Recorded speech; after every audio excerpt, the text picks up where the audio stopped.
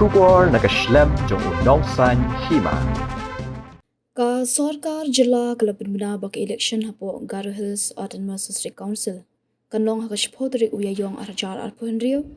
But ka Sngi Ñiew vote pat kanlong haka khat sautrik Ïaïong arhajar arpuhenrio. Ya kanil Thep da umintri ka Sarkar Jilla ubadir unong aiktien uba wailat miki shila. Hadian balawai ka jingalang ka kinhun bintri. Uba wailat ula Thep baga Sngi banjit eki banyukun yaki election kanlong haka khandai tarik ula ber arhajar arpuhenrio. Kabahap hapo ka rule shispa arpusaw kabaar.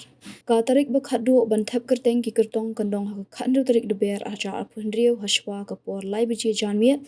Nang ta ka Sngi ban pej banya yiki bawan Thep kerteng kandong ha juhi ka Sngi ka khandu tarik deber hashwa ka lai biji janmiet. Ka Sngi ban sha iki kertong bakin wengno ilade banyakun election. Kandong ha khandu tarik deber arja arpuhendriu hadu kapor lai biji janmiet.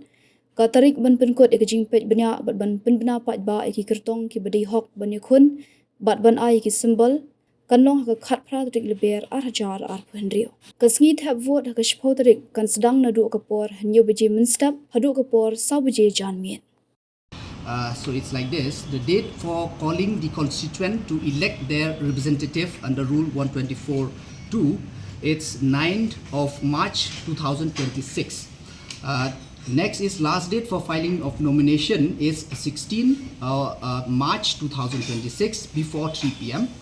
Date of scrutiny of nomination paper it is on the same day, that is 16 March 2026 after 3 p.m. Last date for withdrawal of the nomination paper will be on 17 March 2026 till 3 p.m. Date of finalization and publication of valid nomination and allotment of symbols will be on 18 March 2026, and date of poll will be on 10 of April 2026 from 7 a.m. to 4 p.m. and date of counting will be on 14 of April 2026. These are the schedule.